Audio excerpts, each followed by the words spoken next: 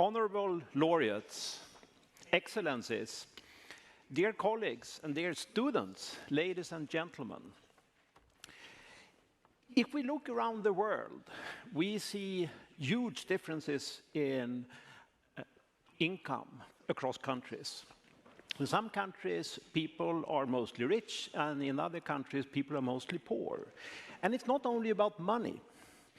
Living standards in general, access to health and education, the level of corruption, and perception of life satisfaction varies dramatically across countries.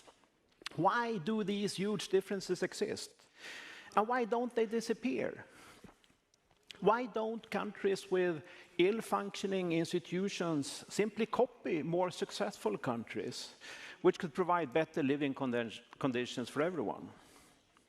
It's hard to think about more important questions than this. But these questions are also very hard to answer. Are good societal institutions the result of economic progress? Or is it vice versa, that good institutions cause economic growth?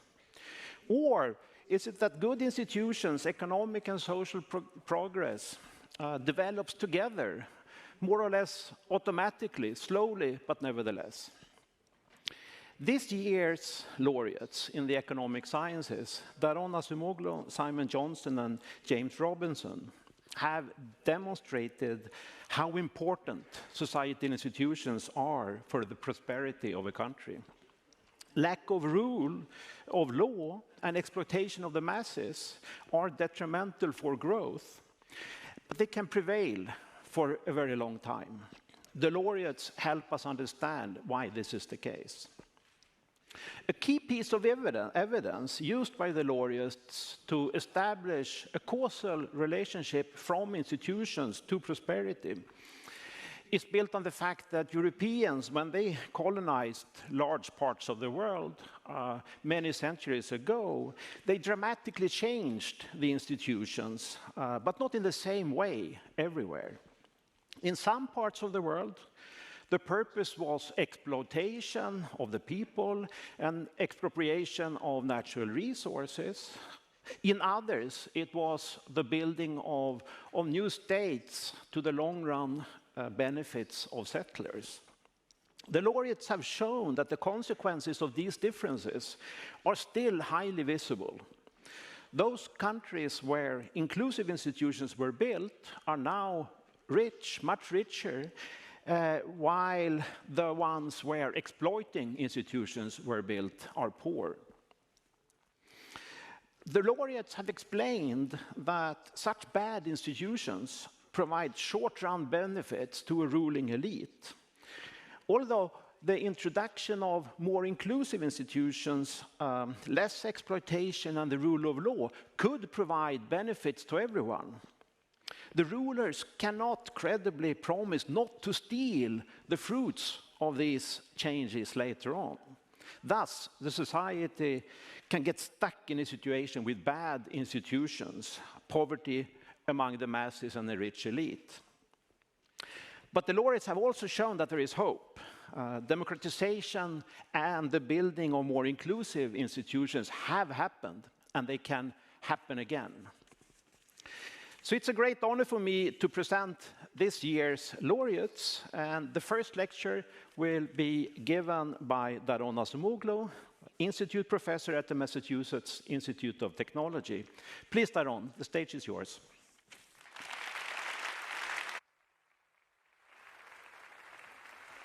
Thank you, John. Thank you very much. It's such a great honor to be here to deliver the 2024, one of the 2024 Nobel lectures, in large part because it means we've been awarded the Nobel Prize, which is a fantastic, fantastic honor. But rather than talk more about my joy about this, let me delve in and talk about institutions, technology, and prosperity. I'm going to take this opportunity to tell you a little bit about how I got interested in those questions, how Simon, Jim, and I approached them, but also provide a framework that I think is useful for thinking not just about history, but about some questions of import today. What drew me to economics can be seen from this picture. Even as a teenager, I became aware that there were huge differences across countries. So for example, in this map, if you look at the countries that are shown in dark blue, which are the 12 richest countries or 12 richest countries that make up about the top 10% of the distribution by GDP per capita around the world, they are about 63 times as rich as the countries shown in the lightest color. That's a staggering gap in a hyper-connected, globalized world, and it constitutes, to me, one of the most puzzling but one of the most exciting questions of social science. Even as a teenager, I had reason to link this to politics because I was growing up in Turkey when, shortly after the country had undergone a coup and freedoms were suppressed. Soldiers were everywhere, even at the gates of our school, and I came to wonder whether political issues were related to the economic problems that the country was experiencing at the time, such as unemployment, inflation, stagnation, and whether they were related to the issues that I was also observing around the world in my little capacity that I had as a teenager. So today we would say that those issues are related to institutions, broadly speaking, property rights, laws, regulations, political arrangements that influence the distribution of political power, who has political power, how that can be exercised, and the distribution of economic resources, which shape incentives and opportunities. You can see on the right a huge variation in institutions, however you measure them. Here I'm using the World Bank's index of rule of law, equality before the law, and you can see some countries clustered at the bottom. I'm showing them in purple, and some at the very end showing in green. We call those different institutions extractive and inclusive, just to have a label. Extractive institutions centrally are those that concentrate economic and political power in the hands of a small segment of society without putting much constraints on it, and that enable extraction of resources, tilting of the playing field in favor of those at the expense of others. Inclusive institutions, so the polar opposite, they distribute economic and political power and opportunities more broadly. You can see a strong correlation with GDP per capita, but correlation, of course, is not causation. In the parlance of economics, we would say institutions are endogenous. It may well be that, as John said, rich countries demand or can afford better institutions, whatever dimension of it you focus on, or it could be that there are some other omitted factors that are responsible, that influence both prosperity and various dimensions of institutions. These ideas go back a long time. Montesquieu was one of the people who eloquently, although idiosyncratically, identified one version of it, which we later refer to as the geography hypothesis. He wrote, "The heat of the climate may be so excessive as to deprive the body of all vigor and strength," and continued, "Slavery is more supportable than the force and vigor of mind necessary for human conduct." From this, Montesquieu concluded that his theory of separation of powers and republican forms, constitutional forms, was applicable to people who lived in cold climates, but not to those in hot climates who deserved and would end up with despotism. So perhaps that's what we're seeing. How can we cut through this quagmire? Well, you need institutions, and you need context, and you need theory. So European colonial history seemed like an ideal lab for us, not just because it's one of the most formative events of the last millennium, but because, as the figure I showed already indicates, and I'll go back to it, the range of institutions you see in the former colonies spans the whole spectrum. So here, the countries that I picked at the bottom and the top, and they're not the only ones, by the way, are all former colonies. So you see this variation in the colonial sample as you see in the whole world. But also, we need a much more specific theory, in fact, a two-layered theory. First, about how institutions evolve and influence economic outcomes, and secondly, about why institutions vary. Why do you see that whole range of differences in the colonial world in terms of various dimensions of institutions? And that's the heart of what, in a more fancy way, econometricians, statisticians, economists would call instrumental variable strategy, meaning you identify historically a source of variation that you can then exploit to to explore the causal effect of institutions. So let me talk a little bit about that theory. In a schematic form, here is one representation. Political institutions and the distribution of resources are what I call state variables. They come from the past, not in an unchanged form, but they come from the past, and they influence de jure political power and de facto political power. De jure political power, allocated by political institutions, is who gets to vote, what are the rights, what are the representation, what are the constraints, and so on. But reality is that a lot of politics is not just about what is written on parchment, but it's about the reality of politics, how you form coalitions, how you influence others, how you use military resources, threats, and so on. Unfortunately, a very real part of institutions in reality. And it's the sum total of de jure power and de facto power coming from who is rich, who is poor, who is enabled, who is empowered, that determines collective decisions. And the collective decisions that we most care about are about institutions. Economic institutions are shaped by this struggle. And the red arrow there is what we're interested in. It's the impact of economic institutions on economic performance, something like aggregates like GDP per capita growth, but also who gets the benefits, the distribution of resources in the future.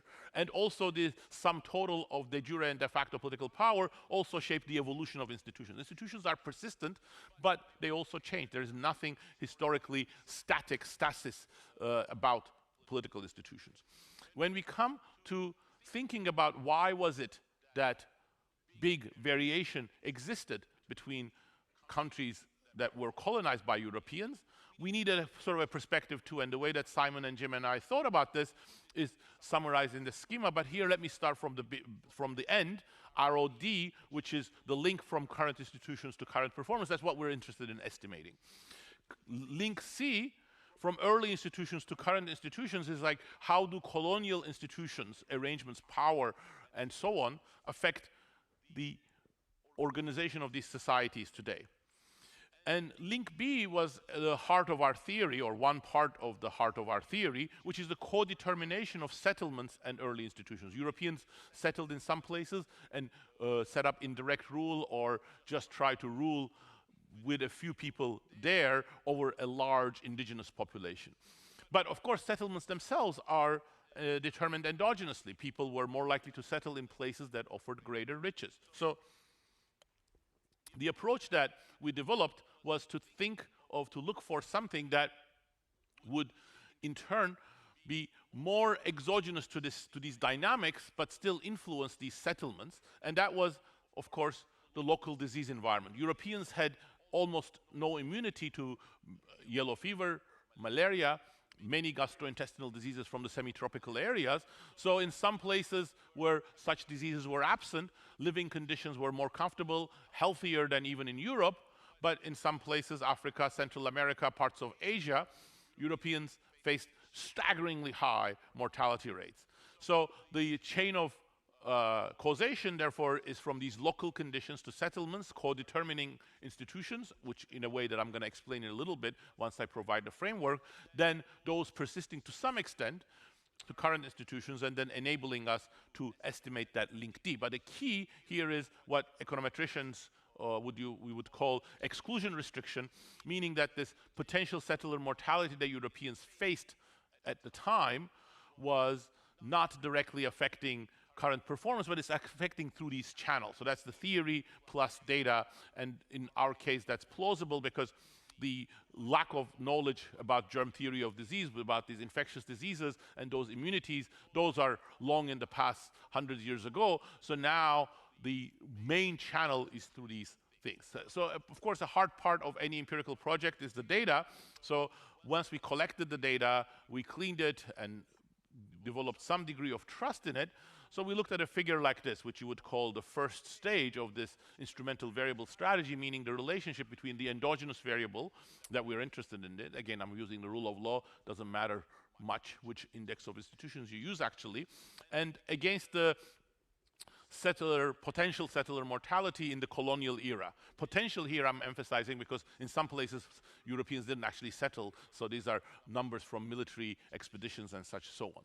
And you see a very strong relationship here, which when we first discovered it, this was the eureka moment for us. Oh my God, there is something here. It's actually pretty big. So there is some degree, some quite high degree of projection of these current day institutions to long ago settler mortality rates.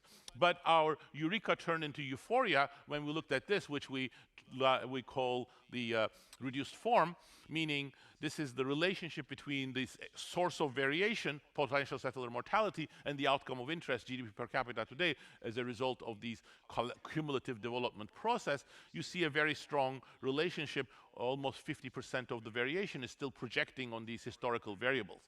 And the exclusion restriction that I mentioned essentially says this is all working through those channels that I highlighted, not through some direct effect of this settler mortality. So put these two together, and this is the bottom line. The horizontal axis is again the rule of law index from the World Bank, and on the vertical axis I have GDP per capita. But this is not the correlation that I showed you earlier. It is our estimate of the causal effect of institutions superimposed over this cloud, and it's the causal effect that we estimate through these assumptions and using the combination of theory and data. From the beginning, my interest in economics was in technology, how it's shaped, how it influences growth, including inequality, who benefits from growth. And Simon, Jim, and I realized, of course, one of the major channels via which institutional arrangements mattered was by encouraging or discouraging technology adoption, how inefficiently the economy was organized, and I talk about some of those. But I'm showing two summary measures again as the IV estimate using the same procedure that I described before. Again, these are not correlations, but these estimates superimposed on the data. On the left, I'm using a favorite measure of economists, total factor productivity.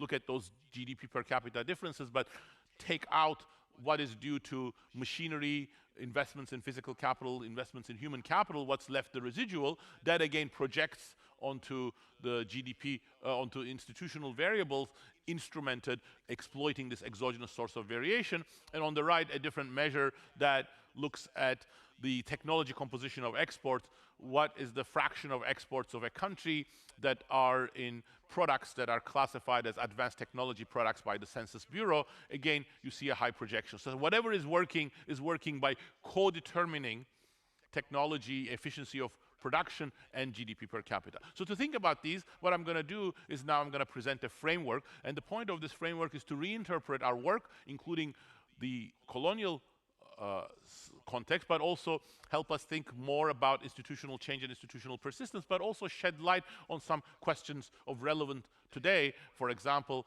how we are going to adapt, benefit, or not benefit from a slew of new technologies we're experiencing in the context of AI. The centerpiece of this is what I'm going to call the Utility Technology Possibilities Frontier, UTPF, and this is going to describe how various social choices determine the distribution of utility income between different groups. And using this framework, I can talk about factors that shift the frontier, more or less efficiency, for example, technology, factors that move us along the frontier, and the role of technologies, especially in shifting the frontier. But also this framework is going to be useful for delineating the causes of institutional persistence and institutional change. So here is what a UTPF would look like in an extremely simple world with just two groups, which I've labeled poor and rich, just for concreteness. You can think of the rich as the colonialists, landowners, capitalists, or poor as indigenous population, peasants, or workers, depending on context. And think of the rich as being initially politically more powerful. The utility of the rich is on the vertical axis, that of the poor on the horizontal axis. So you see the frontier, the downward sloping part of it, which is saying, well, along this frontier, you can either provide more utility, more income to the poor, or more to the rich. So let's get into the details a little bit and think about the moves and shifts and try to illustrate what this actually means. And here I have shown first along the blue frontier a move. There are 2 points there, B and A, and this is the trade-off that I was already hinting at. Point B has higher payoff for the poor and lower payoff for the rich, and A higher payoff for the rich and relatively lower payoff for the poor, as you can see from the projections on the horizontal and the vertical axis. What does this mean? So for example, point B might be unions are strong, they negotiate high wages, and that leaves less money for the capital owners and perhaps the managers. But then moves along the frontiers are about the balance of power. If your unions weaken, that means less bargaining, lower wages, and profits increase, wages fall, and that is the move along the frontier from point B to A. But in the colonial period, in our work, for example, in Why Nations Fail with Jim, we emphasized a lot blocking of technology, use of inefficient technology. That's about shifts of the frontier, which has quite major consequences for the capacity of the economy to generate economic growth. So the key is the shifts of the institutions as well as the moves along it, and so institutions shifting the frontier. Why would that be? So hold up, that's one potential label you can give to the fact that the politically powerful groups cannot refrain from grabbing, extracting the income of others in the population, which will then discourage investment, innovation, economic participation by these other groups. This is very much about institutions. Why? Because when they do such extraction, that's a violation of the property rights of others or taking away opportunities, and it is the political institutions in part that determine whether they can do so or not. Constraints on the exercise of power would generate this sort of hold up and take resources from the others. In a lot of our work, we also thought about state capacity, the ability of the state to achieve its objectives, including enforcing laws and regulations. Extractive institutions also heighten conflict, and in doing so, they often erode or prevent the building up of state capacity. They sometimes lead to the collapse of state capacity. That's another channel via which you can get the kind of shifts from the blue to the red frontier, from the better to the worse frontier. Some of my work recently is thinking about experimentation and the building of collective knowledge. Institutions are particularly important in this context, but I'm not going to have much time to talk about it, but I just paid lip service to it. But I'm going to spend a little bit more time on two channels that Jim and I emphasized in our work, which we called economic losers and political losers, which explain how this frontier is useful for thinking about these issues. Economic losers is about the distribution of and efficiency not being separable. They're being co-determined. So imagine we start at point C with the rich elite being powerful and getting a pretty good deal in terms of economics. For example, they control some monopolies. That's inefficient, so you can dismantle the monopolies and the distortions reduce, there's more competition, so you shift from the red to the blue frontier. Or you introduce a new technology. But when you go to the blue frontier, the incomes of those who were previously benefiting from the monopolies, some of the politically most powerful people, will be eroded. New technologies may require new talents, new comparative advantages. It won't be the existing elite that benefit from them. So that might take us to point B, and we don't have the fiscal tools such as lump sum taxes to efficiently distribute these resources back. So if that's the case, from the point of view of the rich elite, you have a move from point C to point B. A good shift, but also losing of your economic rents and economic sources of benefits. And point C compared to point B, and look at the whole vertical projections of these, and you'll see actually the society as a whole gains, but the elite loses out. That's the economic losers mechanism. So the fact that they are going to lose their economic privilege makes them reticent to embrace institutional change or new technologies, or it might even force them sometimes to choose worse institutions when better ones are available. But the problem is not just about fiscal tools. And in fact, the political losers, what we call the political losers mechanism, is, we believe, is more fundamental. So here again, we start at C, the same monopolies, the same bad technology, and better alternatives are available. We shift to the blue frontier, but now the instruments are available, so you don't have to go to point B, you can go to point A. The best of all worlds, both the rich elite and the citizens benefit. But here is the catch.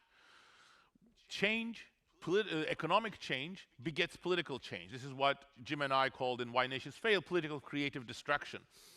Some discontent is created that creates political instability, or even more importantly, the foundation of the political power of the elite may be eroded by economic change. So as a result, you expect the flow, you lose political power, and once you lose political power, the same fiscal tools are now turned against you, so you start traveling from point A to B. So the choice may be between C all the time versus A today versus B tomorrow, and if you expect to lose a lot from your loss of political control, you will be in this political losers situation. You oppose political change because of fear of loss of political control. So we think is very fundamental, and in fact, it's very much interwoven with the theory of economic change, the theory of political change that John mentioned, how democracy emerges sometimes peacefully. It's about the ability of different people to make concessions and arrange the gains from economic interaction. So again, start at point C, but remember that the elite controls institutional power, de jure power, but sometimes the more numerous rest of society may get de facto power. They may solve their collective action problem. They may pose a revolutionary threat. And when that happens, the situation is dire, so you have to make some concessions to stave off that revolution as an elite. So that concession may be moved from point C to point B. The elite still controls de jure power, but that's now a disadvantage because they're making concessions, but everybody understands that those concessions are temporary. The revolutionary threat is here tomorrow, here today, gone tomorrow, and when that threat goes, you will draw back those concessions. So go back from point B to point C.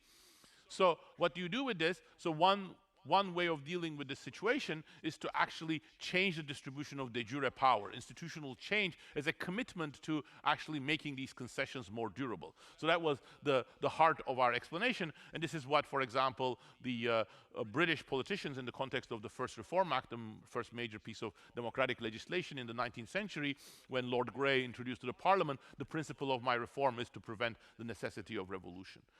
These framework frames the way that we thought about the colonial era as well as others. So let me talk a little bit about the colonial era. Understanding extractive institutions is quite straightforward. Colonial institutions were characterized by a huge imbalance of power, militarily and otherwise, in the hands of the Europeans.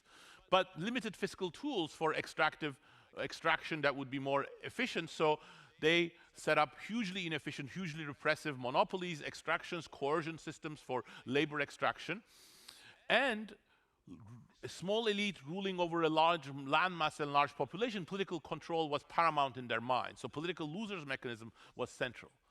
So it's no surprise to us from this framework that you ended up with highly extractive institutions in the colonial era in all of these places which the Europeans tried to control, especially in the places they didn't settle. But why different in the settler colonies?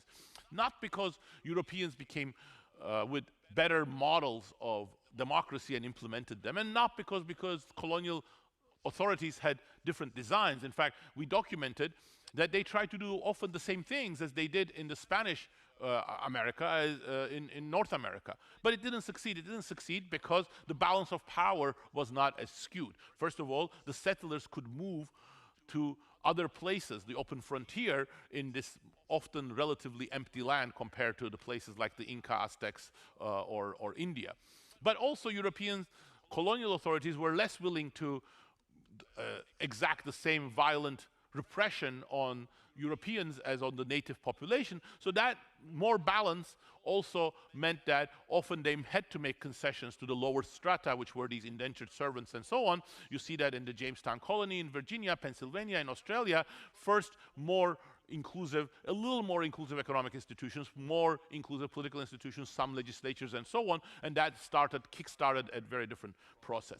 But if I want to talk more about the colonial era and other episodes, another concept that is useful, and I'll introduce that briefly. This is what we called critical junctures, periods of disruption because of demographic change, new economic opportunities, new technologies that create room for both institutional and economic change. And the way that I conceptualize that is something that leads to major divergences from small differences. And so again, look at the frontier. With the red, I'm showing the frontier under extractive institutions. The blue is the shift, the better frontier when you have more inclusive institutions, but in regular times. But small change becomes much amplified during these critical junctures. So that's why I am drawing in green what the same institutions would achieve during this period of critical juncture. Why? There are no new opportunities. So changes now enable much more beneficial variations in terms of economics, in terms of who runs the firms and who invests and who innovates and so on. But critical junctures are also times of institutional divergence. If you try to increase repression in order to deal with these new opportunities, new instabilities, that's a shift inwards, that's the black frontier. Path-dependent, but also very divergent change is how we try to conceptualize it. And you see, once you do this, new commonalities, for example, between colonialism and the spread of industrialization. In colonialism, it was these small differences that led to huge variations in terms of institutions. Before Europeans arrived, there were differences in terms of institutions, in terms of some civilizations that were pretty elaborate. And there were some income differences in the colonial world. But these small differences became amplified. Why? Some relatively inconsequential things like the local diseases that didn't matter so much for the indigenous population suddenly had a much different meaning in terms of institutional trajectories when Europeans, with their huge power imbalance but their lack of immunities, arrived. Industrialization within the colonial world can be understood in the same way, but let me actually talk about industrialization within Europe. Within Asia, within the colonial world, you see these divergences during industrialization, some countries taking advantage of industrial opportunities, railways, new factories, some others resisting them. Why? Well, again, small differences becoming amplified via institutional trajectories diverging via different reactions to technologies and how that shapes the path of technology. So the France and the Habsburg Empire weren't that different in the 18th century, but differences in the political dynamics make that the political losers mechanism was much more of a concern for the Habsburg dynasty, or as von Gens, a leading lawmaker, put it, we do not desire at all that the great masses shall become well off and independent. How could we rule over them otherwise? So that meant that these new opportunities were met with greater repression and refusal from the Habsburgs, and not so from France or some other countries, institutional divergence, economic divergence. And institutional responses, for example, during the progressive era, the balance of power shifting back and forth between monopolies and not. But what I want to do is to end by applying this framework to our current questions. And there are so many of them, and they're questions that we could think about and reason, perhaps using this framework, perhaps with others. But one that I think is at the back of the minds of many people is about digital technologies, new inequalities, and the age that may be shaped as the age of AI. So again, let me start thinking about this using the red frontier where we were, and imagine we were at a point like B0, where there are relatively high wages, shared period of growth throughout the 3 decades that followed World War II. And for a variety of reasons, balance of power starts shifting, deindustrializations, unions becoming stronger, weaker, and that's a shift from B0 towards B1. Now think of B1 as favoring the capital owners and the professional workers, the highly educated who become the managers at the expense of manual workers. But the key is, again, technology and shifts of the frontier. So for example, in my work with Pasquale Restrepo, we have emphasized how you cannot understand the current period without thinking of automation and how technologies have changed. And automation is particularly important because it shifts tasks away from labor, especially manual, low education workers, towards capital. So it's really shifting and tilting the frontier, and that's what I'm showing here with the blue frontier. It's tilting in favor of capital owners and professional workers and against workers. That's one conceptualization of automation. So now the situation is much worse because you're not just moving along the frontier, but the whole shift is against the manual workers. But age of AI is intensifying these trends. But what I have emphasized in my work, and I firmly believe, and for example, what I have written with Simon Johnson, with Pasquale Restrepo, with David Outer, is that AI is a versatile technology. You can use them in many different ways. You can use AI to provide better information to make workers, manual workers, much more productive. That's what we call pro-worker AI. And if you do that, you can go back to something like the black frontier, which provides a chance for building shared prosperity. Wages, utilities, incomes of different segments of population can be high. But the fear is that it can also lead to the green frontier, even more distorted, but also not so favorable. this is what we call excessive automation. This is very bad for workers, but not so good for the capitalists and professional workers either, because when you're doing the excessive automation, you are not benefiting because it's excessive. You're actually losing some of the productivity. It is a good way of controlling labor. It's not a great thing for labor, but it's not so beneficial either. So there are choices that are political as well as technical about how we develop AI and how we use, which is going to be critical, not just for the distribution of resources, but the critical juncture perspective says about the evolution of institutions. If you create different types of technologies and different kinds of distributions of gains, that also has implications about who is going to be empowered and how democracy will function and so on. So in conclusion, I am really excited to be here for many reasons, but one of them is to be able to share what I'm really excited about, which is about political economy and of institutions and technology. And I think the framework, as well as the summary of the work that I provided, was meant to convey not just that enthusiasm, but that once you start looking at the world through these lenses, you see new commonalities. And there are lessons that we can draw from very disparate episodes, such as the spread of industry, colonial period, for the current age. And I think not just these commonalities, but others will be the heart of the political economy of technology and our understanding of the future of institutional divergences and institutions and technology. And I think many people in this room and many people around the world who are really excited about these issues, I think are going to make amazing contributions here. And if we can continue to be part of this journey, Simon, Jim, and I would be amazingly happy. Thank you.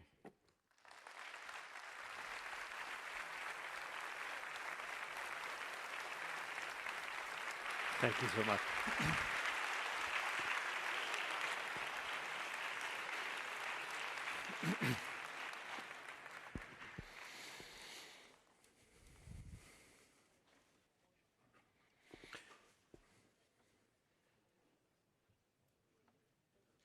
Thank you so much, Daron. Now for the second lecture, and this is going to be given by the second laureate, Simon Johnson. Simon is the Ronald Kurtz Professor of Entrepreneurship at the MIT Sloan School of Management. The stage is yours, Simon.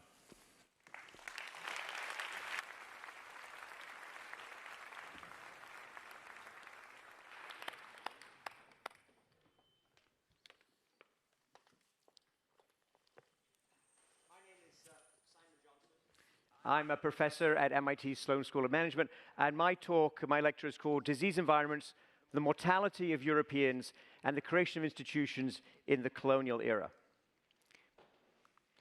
If you look at the Korean Peninsula from above at night, this is what you see.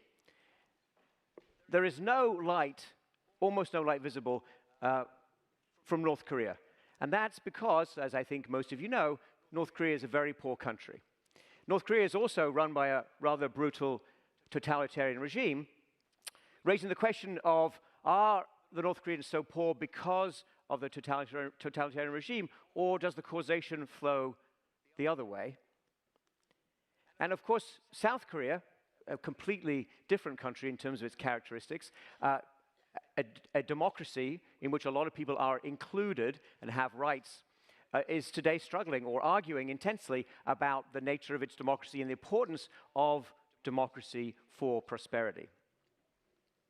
Now, if you take this comparison between a country with quite extractive institutions where a small elite gains all the power and all the wealth, and a country that is much more inclusive, take that idea to the world, you can actually measure, and many people have done this, there are many different indices out there, how countries vary in terms of being either more inclusive or having more extractive institutions. And this is what that map would look like. So the countries have some color coding. There's a variety of experiences out there. And if you take this map and compare it to GDP per capita, so GDP per capita is not a perfect measure, but it's the best measure we have for prosperity, you can see there's a very high correlation between more inclusive institutions and more prosperity.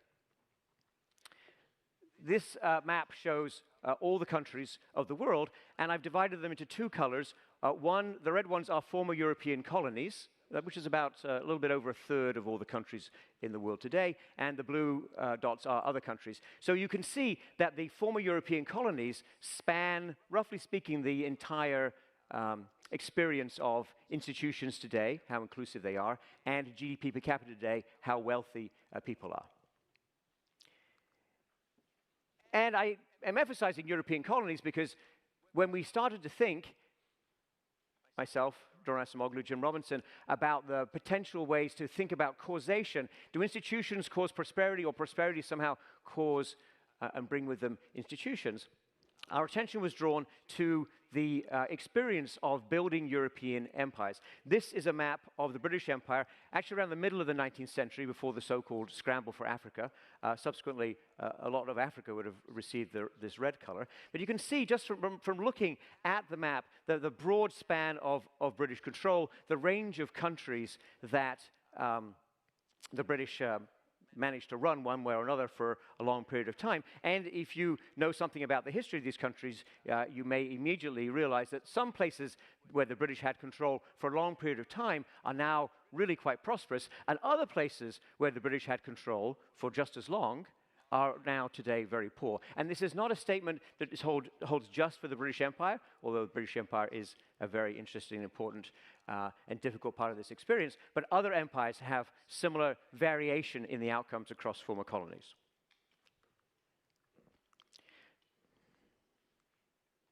So, what's going on here? What explains, or what's the history that led to this kind of experience? And this range of experience? Well, as I think you all know, and you probably learned this at some point in your education, perhaps even in elementary school education, from about 1500, the Europeans, West Europeans, attempted to go almost everywhere in the world.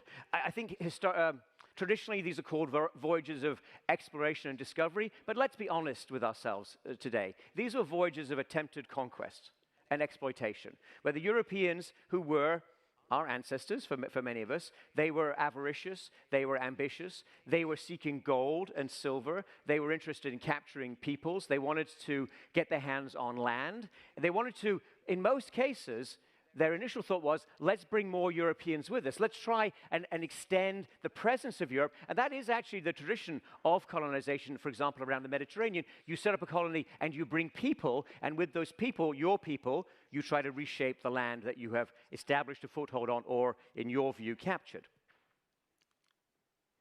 But the Europeans very quickly encountered a problem, a very big problem for them, which was infectious disease to which they had essentially no acquired or inherited immunity. Those diseases were primarily yellow fever and malaria. And if you want to look at and to understand the intensity of the experience and the awfulness of what the British and other Europeans ran into in some places, you can think about the attempts to build the Panama Canal in the late 19th century, the attempts that were led by the French entrepreneur Ferdinand de Lesseps, who ignored all the warnings about tropical disease. His people were the best engineers in France, and there were many, many brilliant intellectuals and practical engineers on his team, but they had zero understanding of effective public health in a tropical environment. Epidemics of yellow fever swept through his workforce. 20,000 people died, and the entire French attempt to build a Panama Canal in the 1880s and 1890s collapsed because of infectious disease. And while the Europeans did not have a functioning theory, or even a particularly useful theory or understanding of these diseases, they did, because of these extremely harsh experiences, very quickly figure out some places were much less healthy to them as Europeans, as potential European settlers, than other places. So we have good data on this from records that were kept by European militaries somewhat in the 18th century and very much in the early 19th century. So this graphic on the right-hand side shows one of the basic sources of data. Now, the classification of diseases is not correct. That's not what modern medical people would use. But they did understand when people died of disease in different places, and they did measure that, they did communicate that, and potential settlers understood that. So if you sent 1,000 young male Europeans around the world in roughly 1800, a year for which we have very good data, we know that if you sent that group of people to West Africa, 500 of them would die in the first year. Half the people you sent would die. And the second year, you would have an equally high rate of mortality. If you sent the same 1,000 people to the West Indies or India, the mortality rates were still high, but they were much less dramatic than the West Africa. It would be between 40 to 70 in India, 85 to 130 is what the data say for the West Indies. If the same 1,000 people went to North America, Northern United States or Canada, for example, the death rate per annum for those people would be about 15 per 1,000. And that's, roughly speaking, the same death rate as for people like them who stayed behind in Britain and France. And again, the military records show us similar data for similar people across these very different places.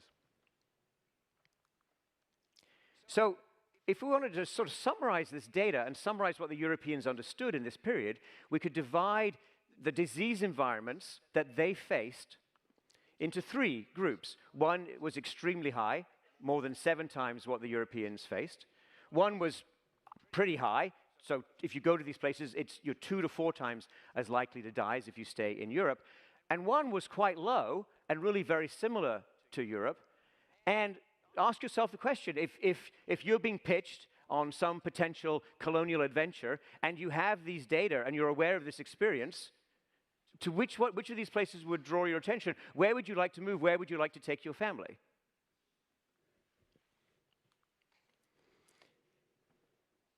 So the Europeans understood this, and let me be very clear, and it's super important. We said this very clearly at the beginning of our papers on this topic, and I must reiterate this to you today, that wherever the Europeans went, the outcomes for local indigenous peoples, the people already living there, were incredibly harsh. And I know of no substantial exception to that statement. However, there was a difference between the strategies that were pursued in two sets of countries. In those places where settled mortality was low, where the risk of death from disease was no higher than in Europe, the Europeans established what many people have called settler colonies. So the Europeans came, and they settled, and they tried to bring more Europeans. And how do you bring more Europeans? How do you entice Europeans to come from Europe? You offer them the rule of law, you offer them property rights, you offer them some political voice. That's inclusive institutions. Now, what happens in the other places, the places where you don't want to take your family, the places where Europeans don't want to settle? Did the Europeans leave those places alone? Did they back away entirely? No, of course they didn't. The Europeans were looking for opportunity, advantage, profit everywhere, but they didn't want to go in large numbers. So they established a presence, they found ways to build control, they minimized the number of Europeans on the ground, and they extracted value from the local population in every which way they could, creating what we now call and what we now see around the world as extractive institutions. If you got extractive institutions, you didn't get good outcomes in terms of economic growth subsequently. In fact, the effect of these institutions, this differential impact of institutions, was so dramatic that countries and places that were initially rich relative to the world, when the Europeans showed up, places such as the Inca Empire or much of the Indian subcontinent, these places subsequently became quite poor. The places that have become rich within this sphere of extensive European influence is places, not the indigenous peoples, but places that initially didn't have much by way of resources or much by way of concentrated population that the Europeans could capture. And the key driver of the massive differential in income per capita today is whether or not you industrialized early among the former European colonies, and that's primarily about whether you had inclusive enough institutions. This graph shows the USA, UK, India, and China, their share of world manufacturing. And you can see that when the Industrial Revolution starts, at the end of the 18th century, the United States is nothing in terms of industrial production. India actually had very substantial and very impressive, high-quality industrial production.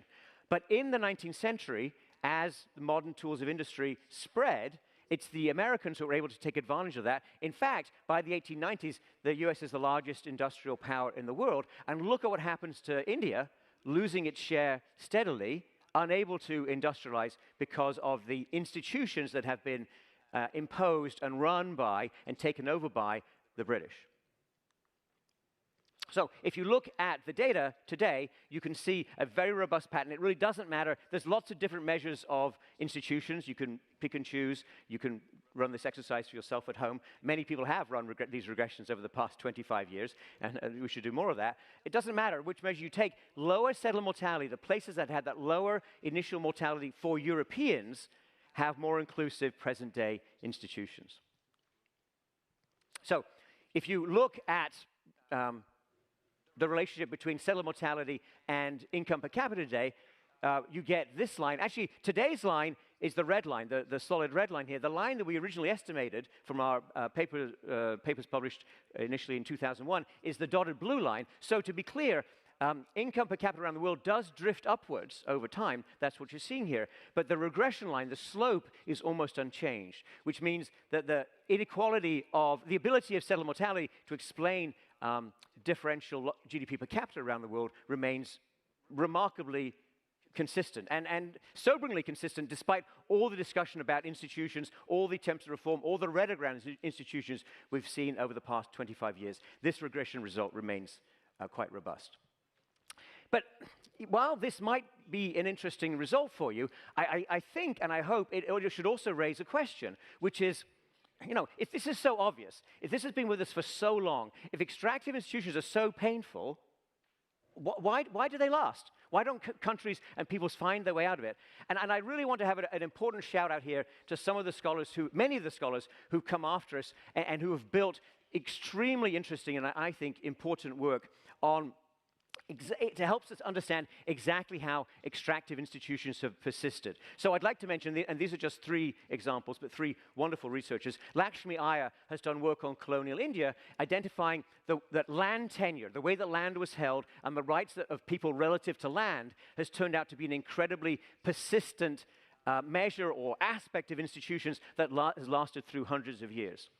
Melissa Dell has found, in the case of Peru and also Java in modern Indonesia, it's the way in which labor was used and forced labor schemes imposed by the Europeans that have had these long-lasting effects and that have proved difficult to shake off. All those legacies remain with us. And Nathan Nunn has produced this incredibly important and I think massively consequential work that we should all study and understand and think about the full consequences of the slave trade. The slave trade that was created by Europeans, it was run by Europeans across the Atlantic. The slaves were brought across South America to the West Indies and to North America. And the consequence of this slavery remains with us, both in the countries where the slaves came from and in the countries where the slaves arrived. And this historical depth of knowledge is important, I think, in part because the 20th century had many amazing achievements and if you like, medical miracles, which you might think should have changed everything. For example, this lack of knowledge about yellow fever and malaria, which was a huge deficiency in human understanding, it was fixed by scientists at the end of the 19th century. In fact, Ronald Ross, who had a couple of the most important ideas that helped precisely pin down how mosquitoes transmit malaria, Ronald Ross made those breakthroughs in 1897 as an obscure doctor working in India and some other places. In 1902, he was recognized with a second ever Nobel Prize for Physiology or Medicine. And by the 1920s, this is a cartoon that shows an enormous, mosquitoes are not actually this big, an enormous mosquito dropping malaria bombs and yellow fever on people. There was a broad understanding that this is how these important infectious diseases were spread. Sadly, this knowledge was not converted into completely accessible public health until the 1940s, so that we should ponder that gap between the Nobel Prize and actually making the technology available to people around the world. It took far too long. But by the 1940s, there were sustained and well-designed public health campaigns to reduce the transmission and where possible, eradicate malaria and yellow fever. And the success of these measures in terms of life expectancy, including in quite poor countries, was remarkable. So on the left here, you can see life expectancy at birth, and these are across a range of different countries in terms of their initial incomes per capita. And you can see the poorer countries converging up to the level of the richer countries. In the right, you can see, however, that the same was not experienced in terms of GDP per capita. So in the 20th century, everyone has access to not the same medicine, obviously, not the same healthcare, but to key breakthroughs in public health. That helps a lot of people, but it doesn't transform their economies. It doesn't lead to convergence in world GDP per capita. In fact, the distribution, the inequality of GDP per capita we have today in 2024 is roughly the same as what we had 120 years ago. It was the 19th century and industrialization that was decisive, not the 20th century, for that distribution of income. And here's the reason. And I understand this is an uncomfortable story for many people, and I understand there are facts here that many people, including people in power around the world today, would rather not confront. But this is what's in the data. Actually, these are data that our colleagues in Gothenburg at the VDEM team collect. I think this is some of the very best data that we have that shows what happened to institutions over time. So I'm just putting 3 countries on this slide. Not to pick on anyone, but they are illustrative. The United States is the green line at the top. That was a low settler mortality place. The blue line is India. That was a medium settler mortality place. The British ruled it, in our view, in a way that was primarily extractive. And at the bottom is Nigeria, which again was under British control and had extremely extractive colonial experience. And if I take my 3 settler mortality groups that I showed you about a few moments ago, low settler mortality, medium, and extreme, or high and extreme settler mortality, you see the same pattern. That the institutions that you had in 1900, and you can go back earlier in a slightly more fragmented way with the VDEM data, for example, these institutions, they change from year to year. There is crisis, there's a coup, there's political volatility, sure, but there's path dependence. There's a legacy. There's a shadow of colonialism, and that shadow depends on whether that shadow is entirely malevolent or somewhat good for some people, depends on exactly how the Europeans ruled you. Now, we did spend, we were grateful to have been awarded the prize for work we did 25 years ago. It feels good.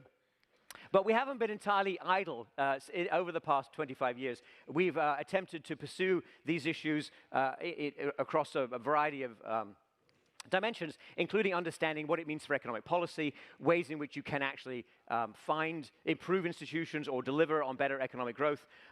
We've also dug more into the history of institutions, including outside the colonial experience. So the colonial experience and these papers were intended to get at causation in a clean way, in a way that you could see the data, in a way you could understand the causation. But we also looked at the French Revolution. We've also looked at the expansion of Western Europe, the way in which some of the better institutions in the world, including in Western Europe, some of the ways that those were developed. And we've also spent a lot of time on the United States, because if you took our papers seriously, and I'm glad that some people did, the United States looks pretty good. But of course, the United States modern experience is far from, let's say, good for everyone, and it's far from good in every year. So we've had a major financial crisis. We've had a slowdown in productivity growth. We've had a repeated struggle to benefit from and continue to invest in science. And if I could just put these points together in my last 9 minutes, in summary form for you, and in a way that hopefully is forward-looking, in a way that hopefully drives research agendas, either supporting us or, go for it, knock holes in our research agenda and our propositions. A lot of people have built their careers on that too, and I wish them well. In summary, if I summarize the history of the entire experience, it would go like this. With a few dozen small wooden ships, some Europeans conquered the world and shaped modern institutions to do what they wanted to do.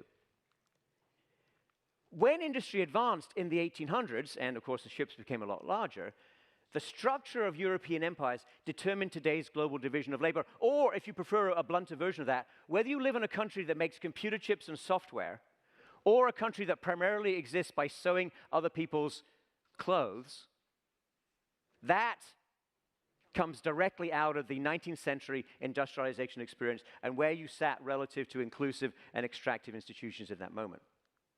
But today, of course, technology has changed even more, and we have machines, and we have ships, and we have processes that dwarf anything that we've seen in history. And you might think that if you have strong institutions, you're all set. Because after all, you're well positioned to invent new technology, you can hopefully create more good jobs, and actually, if you're a really powerful country, or a collection of countries like the European Union, you have a seat at the table to set the global rules, for example, for trade, or for capital flows, or for migration, or for anything else that you think matters. But there is an important caveat that looms large over us, particularly in this age of the emerging artificial intelligence, AI, which is being recognized this week with the Chemistry Prize and the Physics Prize entirely appropriately, because these are fundamental and massive transformations of technology. But new technology does not necessarily benefit everyone. Technology actually, over history, and this is a topic that Daron Acemoglu and I wrote a book on recently. We reviewed 1,000 years of history. We read the history so you don't have to for 1,000 years. You can easily find inventions, and the cotton gin would be one of the most awful, which actually helped a few people. Those were white slave owners in the southern United States, but primarily made it easier and cheaper to expand slave plantations across what we now call the Deep South. This is a technology that was made even more valuable by industrialization, because now you could sell a lot more cotton to Britain for turning into shirts in Manchester.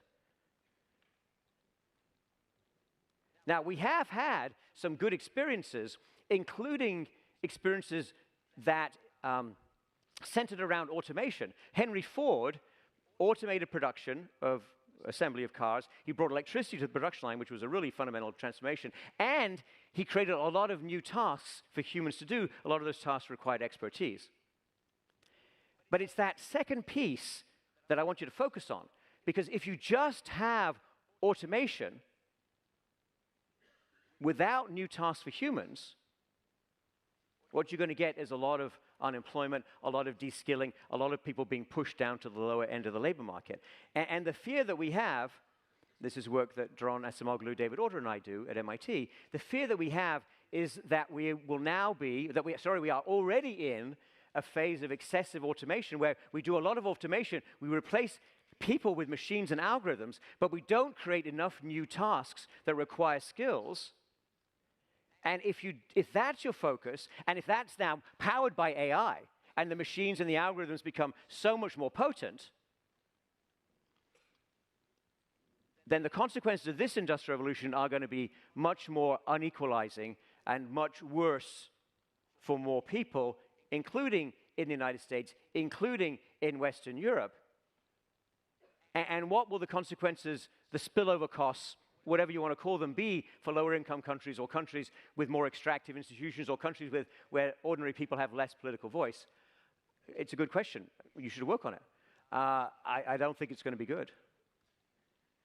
So what should we do? Daron and I work in an engineering school. In an engineering school, certainly a school like MIT, you look for solutions. The attitude of MIT when we won the Nobel Prize was, that's fantastic, what are you going to do now?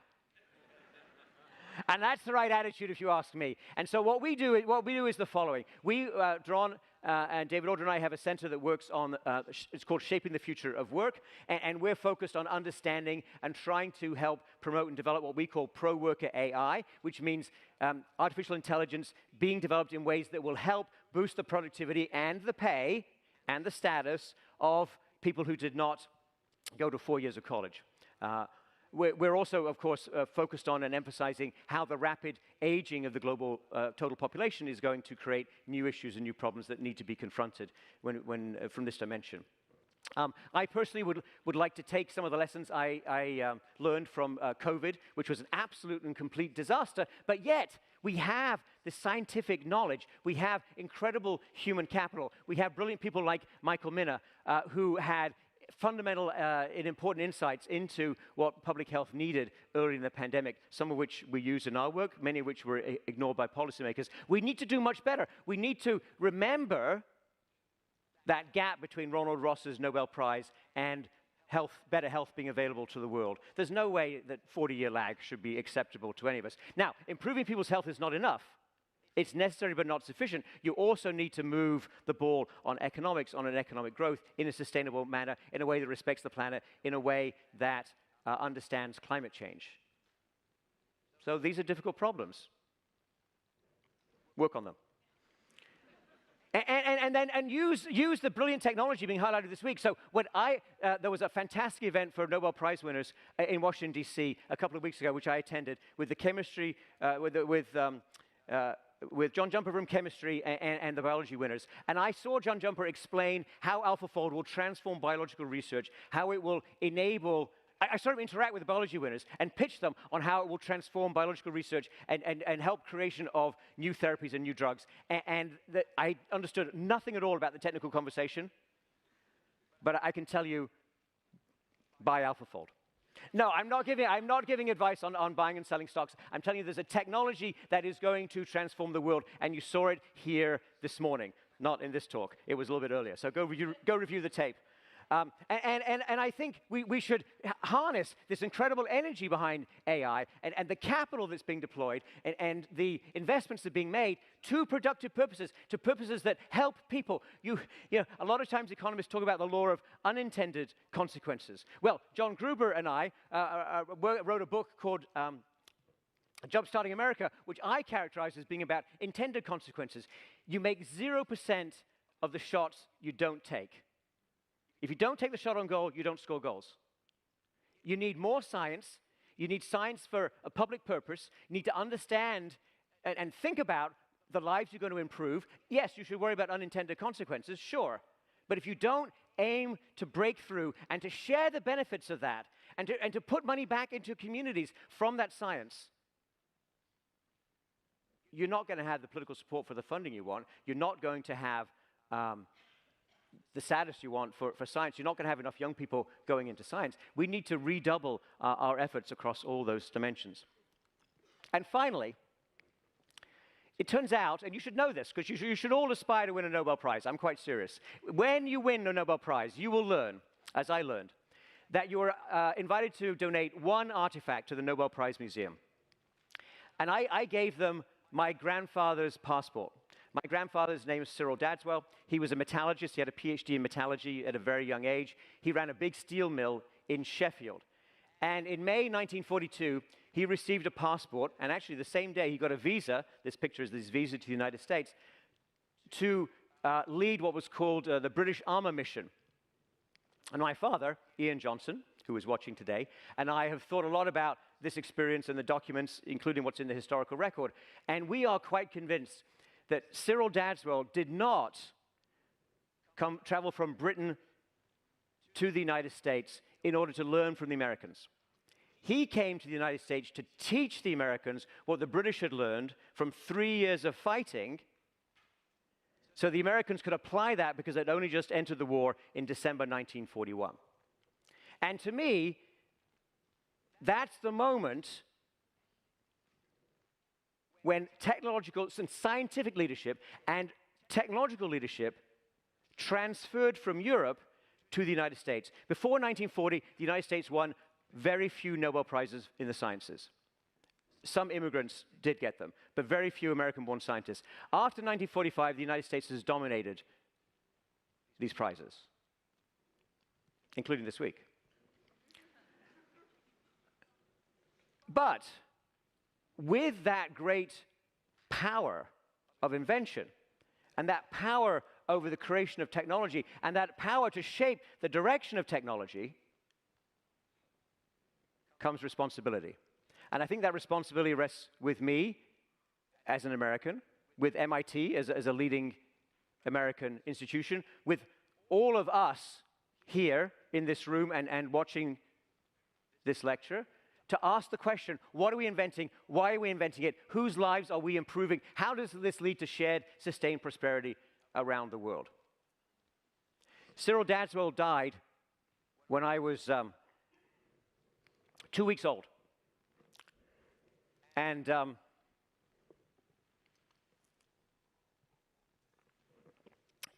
his life story was always told to me by my mother, his daughter. And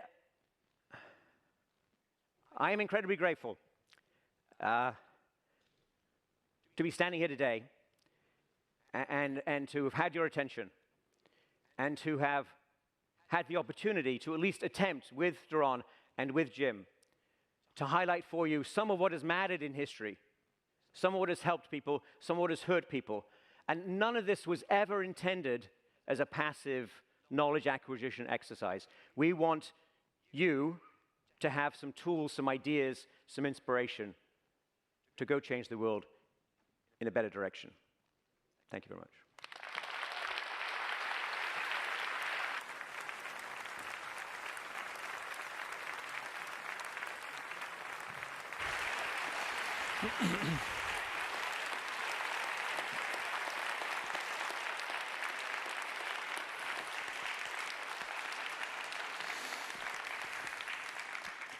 Thank you so much, Simon. I can assure you that we have noted that you haven't been idle for the last 20 years. And we have also noted that your work has inspired so many other people so that they have not been sitting idle. And that's, of course, a key reason for the prize that you have achieved. So now for the final lecture, it's going to be given by our third laureate, James Robinson, who is a university professor at the Harris School of Public Policy and at the Department of Political Science at the University of Chicago. Please, James.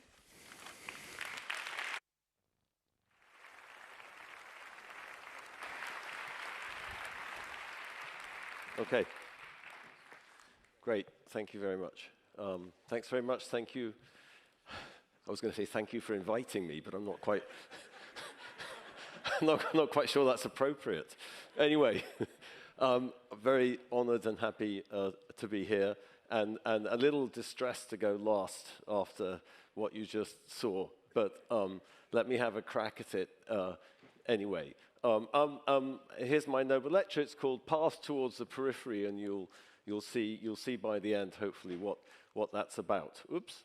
Okay. And so I'm not going to repeat what Simon and Daron have talked about the evidence that we tried to provide on the importance of institutions for comparative economic development and comparative economic growth. But what I do want to focus my comments on and the ideas is to talk about what are these institutions, what do they mean, and where do they come from? And I think that's particularly important for the people in societies, who are poor and would like to do something about those institutions. How do you change those institutions? How do you do it? And of course, it's also very important for us as outsiders wanting to help people in poor countries. How do we engage in a constructive way with people in poor countries? How do we help them improve their institutions? And I think, as Simon and Daron both mentioned, we measured institutions in different ways in different pieces of our research, and I'm just going to focus on one of those measures of institutional quality and sort of put pressure on what it means, okay? And this is actually a figure that you've already seen today, which is the relationship between the rule of law and income per capita. So what the evidence suggests, what the evidence we provided suggests, is that countries with a much better rule of law do better economically than countries without the rule of law, okay? So I think we all have a kind of intuitive feeling of what the rule of law, intuitive understanding of what the rule of law is. But what I want to start by saying is, actually, in my personal experience, there's different ways in which the rule of law can fail. And there's different reasons why the rule of law fails. And that turns out to be very important. Okay? And let me give you two examples of that. I could do this with property rights, I could do it with other measures of economic institutions, but let me just focus on one to be concrete, okay? So that's the argument, all right. So let me give you, here's my first example, which comes from China, or you could say classical Chinese philosophy. Here's a aphorism from Confucius's Analects, okay, which is relevant for thinking about why the rule of law fails. The Duke of Shi said to Confucius, "Among my people there is one called Upright Gong. When his father stole a sheep, he reported him to the authorities." Confucius replied, "Among my people, those who we consider upright are different from this. Fathers cover up for their sons, sons cover up for their fathers." So here, Confucius seems to be defending favoritism towards your family rather than something we would associate with the rule of law. Okay? Your first loyalty is to your family, not to some abstract rule of law. So here's a failure of the rule of law, and I'm going to argue that conceptually this is extremely different from another example, which I take from Colombia. So on the right, the map of Colombia, there's a black line around, whoops, that didn't work, okay. I'm coming. There's a black line around that region on the right in eastern Colombia. That's the Los Llanos, it's the plains that run down to the Orinoco River. And that black line is an area called La Antillanora. So it's low-lying, it's lots of rain, water, very productive, great for tropical palm, biofuels, etc. So in the last 15 years, there's been a huge land grab in eastern Colombia over this land in the Antillanora. Okay? And how has that land grab taken place? Well, different ways, but here's one example. A law firm called Brigada Norrutia basically facilitated the expropriation of the land, violating many laws in Colombia which govern the allocation of frontier land by creating shell companies. So Rio Paila Castilla, that's a very big Colombian firm. They make sugar. They created lots of shell companies with the help of this law firm to game the laws in order to acquire enormous amounts of land in the Antillanora. So Rio Paila Castilla ended up with 42,000 hectares of land in a part of Colombia where land is supposed to be available for poor people, basically, to become farmers to distribute in the frontier. So one of the lawyers, this became a scandal in Colombia, and one of the lawyers appeared on the most popular radio station in Colombia in the morning and was asked by a journalist, do you have to stretch the law? Do you have to stretch the law, you know, so you could keep the land? And the lawyer replied, the law is here to be interpreted. Here, in Colombia, they are not white or black. Okay?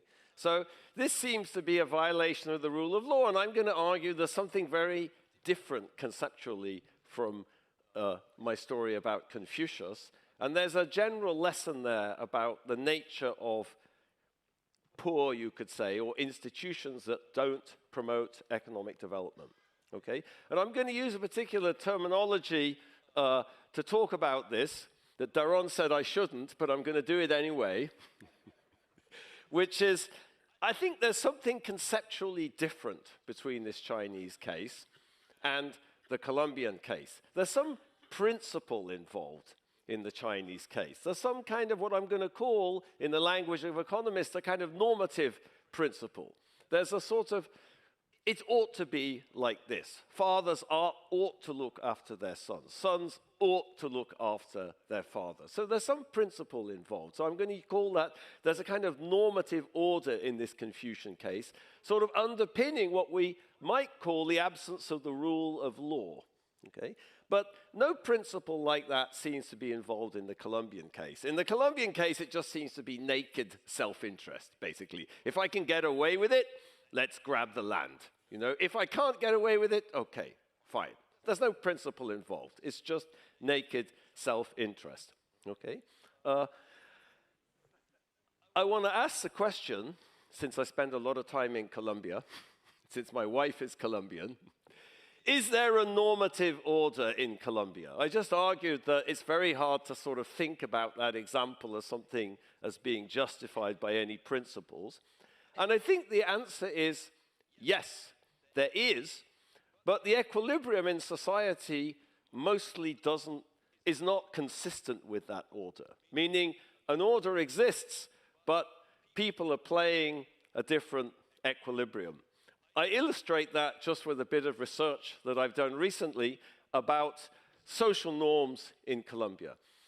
If you've ever hung out in Colombia, you get struck as an outsider by many perverse social norms. And one perverse social norm in Colombia, which was highlighted by this gentleman here on the right in the costume of super citizen, that's the C. He's the former mayor of Bogota, Daron Acemoglu. So he used to go around as super citizen. And one thing super citizen did was fight against perverse social norms like no sea sapo. So no sea sapo means don't be a toad, literally. And it's used to correct people who try to stop bad behavior. So let's say I see someone cutting a red light or stealing something or behaving in a socially inappropriate way. I could say, hey, stop doing that. Don't do that. You shouldn't do that. What would happen if I did that? They'd turn around and call me sapo. Don't be a sapo. You're being a sapo. Mind your own business, none of your business, okay? So Daron Acemoglu had a campaign against, said, let's be sapos. It's good to be sapos. It's good to correct socially inappropriate behavior. So what we found in our research, this is research with Leopoldo Ferguson and Jose Alberto Guerra, two colleagues of mine in the University of the Andes in Bogota, what we found is that when you play a game, an experimental game, and you allow people to appeal to this sapo norm, the majority of Colombians believe that if you correct me, I'll call you a sapo. But what's striking is that a vast majority, 80% of people in our data, actually think that's socially inappropriate. They think it's going to happen, but they think it's bad that it happens. So there's a disjunction between the normative order, which is what you think is socially appropriate, and what actually happens, which is, yeah, sure, they'll call you a sapo if you tell on them. Okay, so yeah, there is a normative order in Colombia. It's just that the equilibrium is different. Okay, so let me talk a little bit about this normative order, and I gave you the feeling of that in the Chinese case. Where does that come from? Like, how come the Chinese have those principles, and we don't in kind of hyper-individualistic Western society? Well, that could be because the Chinese order stems from a different way of thinking about people and society and people's place in society. So a kind of very standard idea about Chinese, or I'll use another fancy word here, which is ontology, which is a part of metaphysics, is about what there is in society, okay, what exists, okay? And the traditional view amongst philosophers would be, well, in Chinese society, they don't think in this very hyper-individualistic way. People that see themselves in the context of relationships and communities. You don't think of yourself as distinct from your family. You're all part of the same thing. It's kind of unimaginable to think of yourself as an individual disconnected from your family. And you could think of that as being the sort of foundations for that normative principle that Confucius outlined. Now, going back to the regression and going back to the data, you might think, okay, there's a lack of rule of law in that context. Couldn't that be bad for the economy? And I think the answer, and that's what our research shows, is yes, it could be bad. It could be bad. It could be bad for the economy. That there are trade-offs in that context. Okay? It's bad for the economy in the Colombian case. It's bad for the economy in the Chinese case. So there are trade-offs. But of course, underneath it, there's a very different idea of what's creating that trade-off. And a lot of my work in Africa in the last 25 years, I think you can think of it through this lens of trade-offs, trying to understand institutional equilibria in African society, trying to understand the political, the cultural underpinnings of equilibria. Why are African countries poor? What could you do to improve these institutions? What's the logic of these institutions? I think in many cases, when I step back and think about that, there are these trade-offs. Okay, so let me give you one example of a trade-off from the work that I did in the Democratic Republic of Congo with Sarah Lowe's, Nathan Nunn, and John Weigel. We studied the Kuba Kingdom. Okay, so the Kuba Kingdom was a pre-colonial state which emerged in the 1620s. It was created by a political entrepreneur called King Xiam. And I want to talk about the trade-off in the institution he created as a way of thinking about why Africa might be poor in many ways. Okay, but to do that, I need to tell you a little bit about African society. Okay, I use this complicated word ontology. Here's a philosopher talking about the ontology of African society. So Placide Tempels was a Belgian cleric who's probably the first Westerner who really thought seriously about the way Africans think about the world and tried to understand from their perspective, how does the world look, and in what sense is that different from the way the world looks to us? So here's Temples. He says, the concept of separate beings which find themselves side by side, entirely independent of one another, is foreign to Bantu thought. Why does he say Bantu? Well, he worked in Southern Democratic Republic of Congo amongst the Luba people, so he was thinking about people who use Bantu languages, who have kind of cultural elements in common, which comes from this historical Bantu expansion in Africa. Okay? The Bantu hold that creative beings preserve a bond one with another, an intimate ontological relationship. Okay? So the concept of separate beings is foreign to Bantu thought. It's similar to Chinese people thinking of themselves in terms of relationships and collectivities. Okay? And I think it's very important in understanding African society to understand that kind of worldview, you could say, and how it's institutionalized through kinship groups, through clans, and through this notion of wealth in people, that the most fundamental thing is people. Okay? And I always like to illustrate that with a board game. I don't know if the chemists were talking about board games this morning. They seem very keen on board games. But here's a board game which is common in Congo, all over Africa. This is an example from the British Museum. It's from Ghana, where they call this game Wari. In Congo, it's called Mancala. And without going into details, you take the cowrie shells, you distribute the cowrie shells. There's two players. And each player has a base, one on the left, one on the right. And the objective is you move the cowrie shells and you capture the cowrie shells of the other player and you put them in your base. Okay? So let me point out a few things about this and contrast it to chess. So first of all, the cowrie shells are all the same. And the objective of the game is to capture the cowrie shells of the other person and bring them into your team. Okay? You accumulate them and you bring them into your team. Think about chess.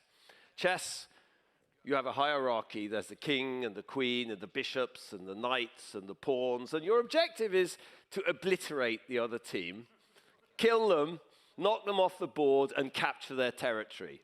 Okay? So I always think the difference between Mancala and chess is a beautiful metaphor for the difference between African society and Eurasian society. You don't want to kill people and knock them off the board. You want to bring them into your team because people are valuable and there's wealth in people. So let me go back to the Kuba Kingdom. Here's King Xiam. This is a statue of King Xiam. It's called an Ndop. And the person who formed the Kuba Kingdom in the 1620s, he's sitting in front of a Mancala board. That's his emblem. The great historian Jan van Sina called it his emblem. Okay, why is he sitting in front of a Mancala board?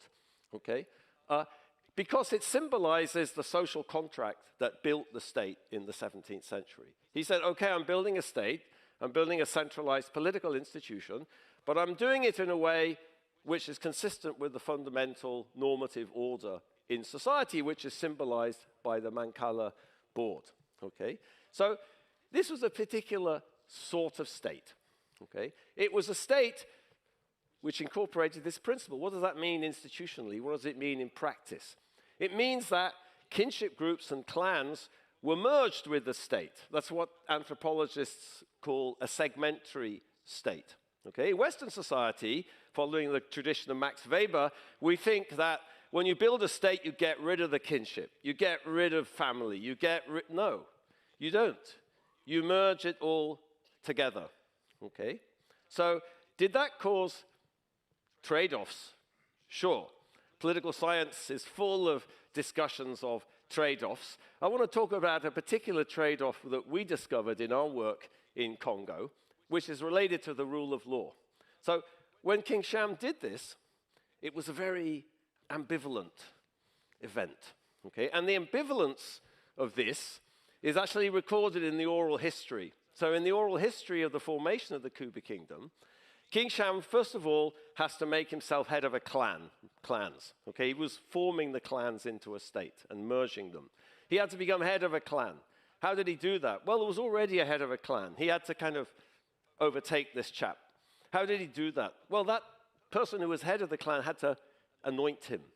So he hid under a rubbish dump. The head of the clan walked past, saw the rubbish, he spat on the rubbish. King Sham was anointed. Then there was a competition. They all had to get a hammer. They were going to throw the hammers into this lake, and whoever's hammer floated was going to be the person who could bring the kingdom together. What did King Sham do? He cheated. He got some balsa wood, he put some foil on top. Everyone else had an iron hammer. They threw the hammers sunk, his floated. So the oral history records King Sham formed a kingdom, but he cheated. Now that's very different from British political history. I don't know about Swedish political history. And it symbolizes the ambivalence that people felt towards this creation of this institution that could have threatened the fundamental normative order of society. And what we found in our research is that Kuba people are actually much less committed to abstract rule of law than other people, as a legacy in my interpretation, as a legacy of this ambivalent creation of an institution. Okay, so there's a normative order there. The Kuba Kingdom might not be like modern Britain, but there's a logic to the way it was constructed which reflects the principles of African society. Okay? Now, that's not to say that African societies are trapped into poverty by their normative orders. In fact, the world changes, normative orders changes, and in fact, it's obvious, and this is some work that Daron and I have been doing for the last few years, that any society has multiple normative orders, even if one of them might be hegemonic at a particular time. There's different ways of thinking about the organization. There's different ways of rationalizing things.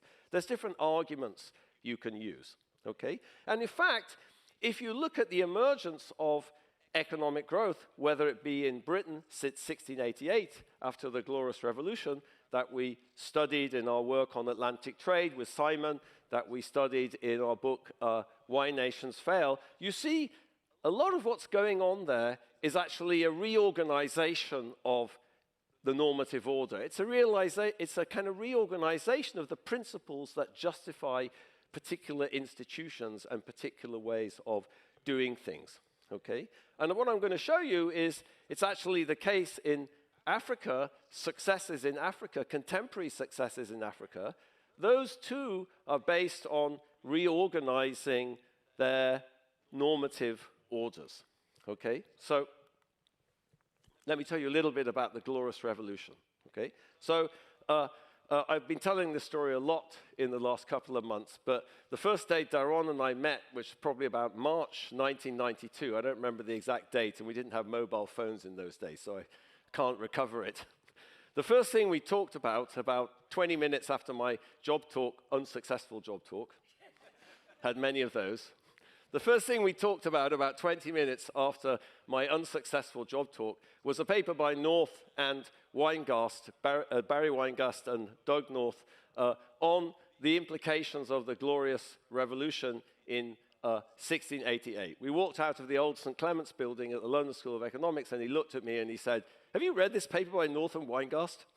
And I had, it turned out. So we've, since then, done a lot of research, and with Simon on these political transitions that took place in early modern Western Europe, and tried to understand the connection to institutional change and economic growth.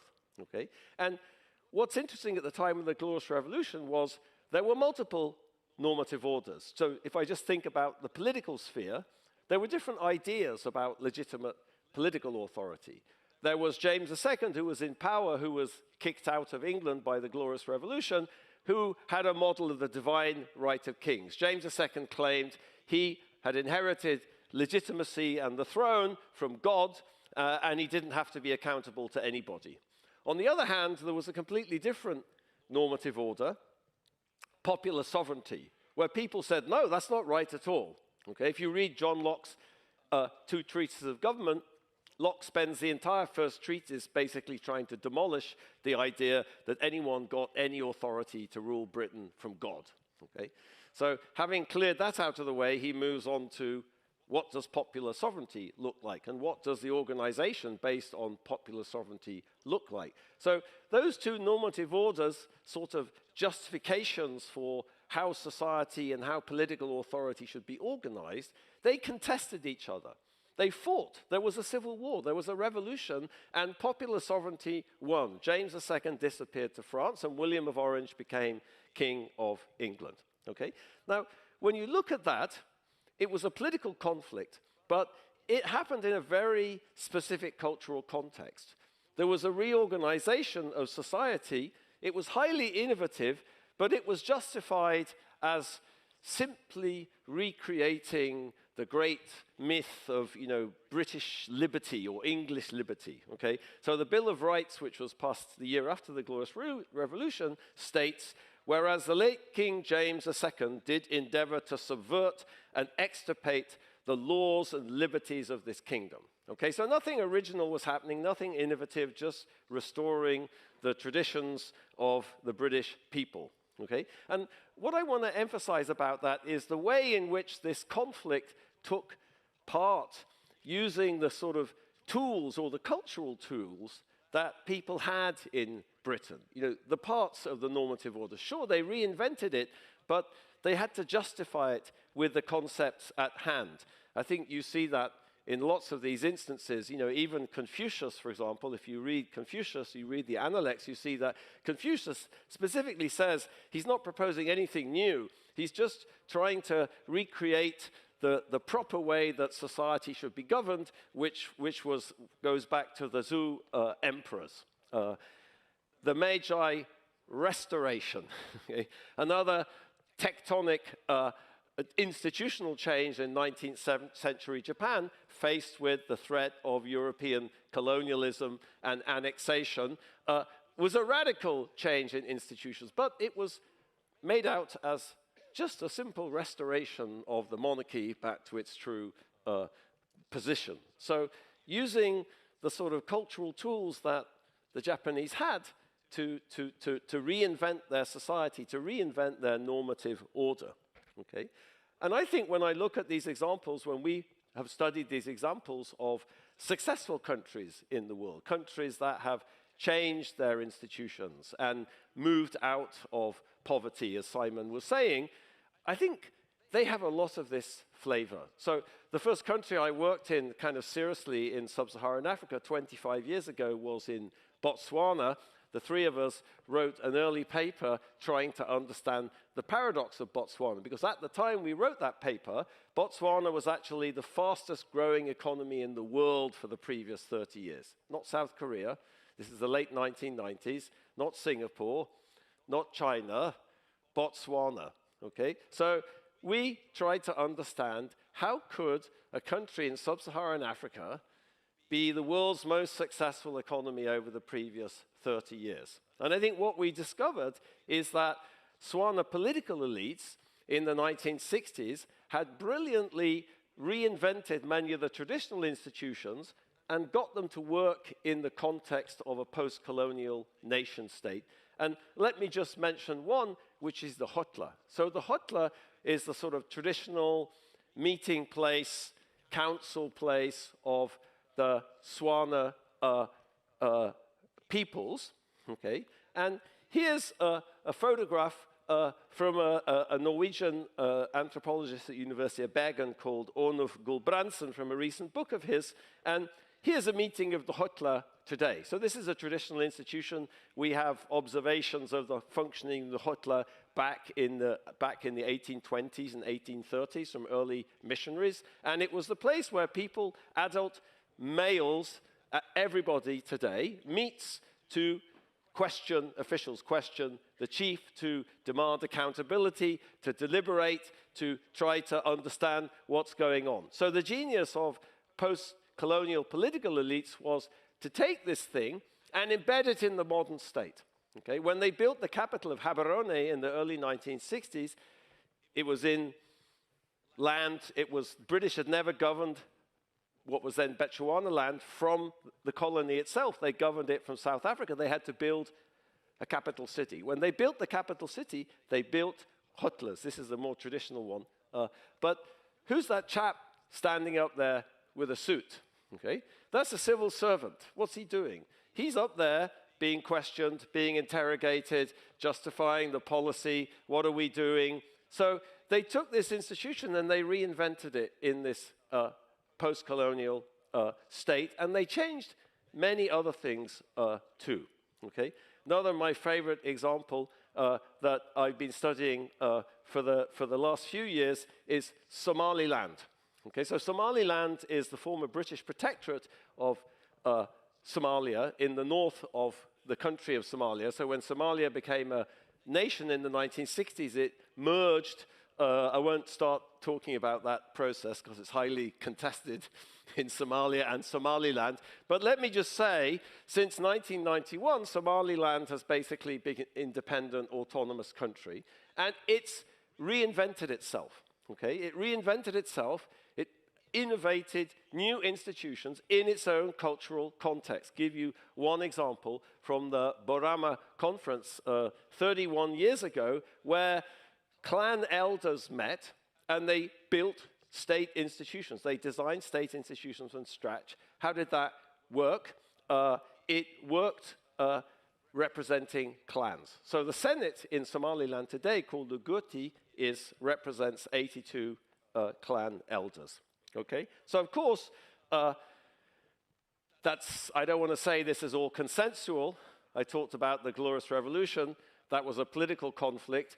So these cases are more consensual, but obviously the world doesn't change in a necessarily consensual way. And of course, one of the most difficult problems that the post-colonial world faces today is there may be many, many, many normative orders in a country like Nigeria. Here's two of the local normative orders in two places I worked in, Umuchieze and Leja in eastern Nigeria. And here's a quote from Chinua Achebe, the great Igbo writer. The owner of the village, the owner was the village, and the village had a mind. It could say no to sacrilege. That's the normative order. But in the affairs of the nation, there was no owner, and the laws of the village became powerless. Meaning at the local level, there is a normative order. There is a reason. There is a legitimate way things work. But how do you aggregate that to the national level? Okay? I'm not sure I have time to talk about this figure. But let me just say, I started to motivate this by asking, how do poor countries with poor institutions, like the weak rule of law, poor property rights, different sorts of property rights, how do they improve those institutions? I think the main point I'm trying to get across here is we need to unpack the logic of those institutions. We need to understand how institutions fit into the local society, fit into people's understanding of the local society, fit into their ontologies, their worldviews. And I think that means the nature of the problem to improve institutions is very different. The nature of the problem to improve institutions in Colombia is very different from the nature of the problem in many parts of Africa, where there is a normative order in Somaliland, in Botswana, at a local level in Nigeria. But that order needs to be scaled up, maybe. It could be in Somaliland or Botswana. Much harder to do that in Nigeria. And maybe it needs to be reinvented too. But that's okay. That just has to happen in a legitimate local context. And I note here, I didn't talk much about politics, but these are all very deeply political problems. And my last slide, I promise. Okay, I think I'm on minus something. What is this talk? You know, path towards the periphery. I gave a practice talk to some PhD students at Chicago, and they said, "What is that about? Like, couldn't you get a better title than that? It's completely obscure." Okay, but there's a point to the title. Okay, and the point is, that's my own intellectual journey for the last 32 years.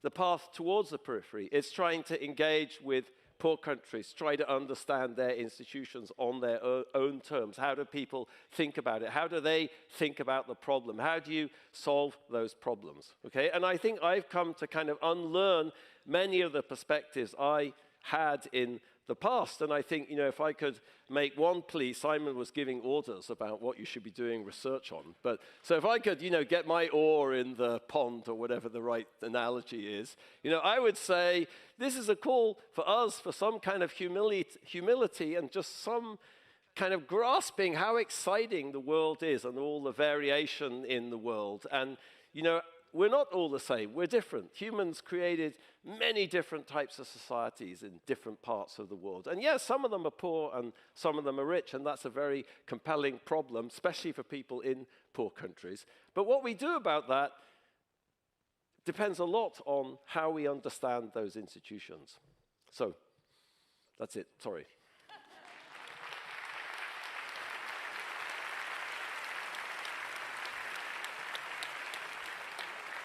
Oh. Thank you so much, Jim. And thanks to Daron and Simon. Please come up.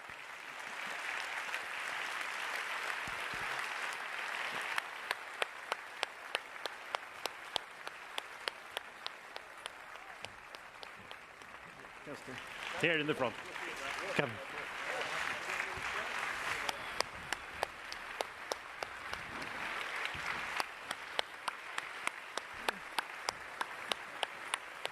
Thank you so much for a fascinating and inspiring 3 lectures. It's been a wonderful afternoon here, I'm sure, for all of us. And I'm so glad also that you really have demonstrated the width and the broadness of the area that we call the economic sciences. So thank you so much.